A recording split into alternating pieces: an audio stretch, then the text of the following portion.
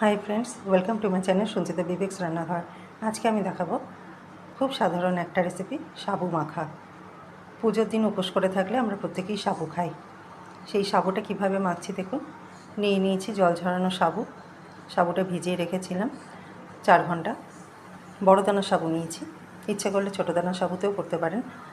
সাথে নিয়েছি আম কেটে, নিয়েছি টক দই, নারকেল কোড়া, দুধ আর নিয়েছি চিনি।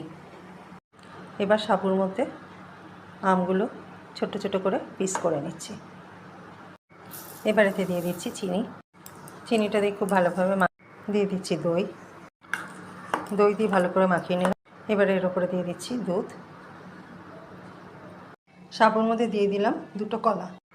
সবার শেষে দিয়েছি নারকেল কোড়া। সাবু মাখা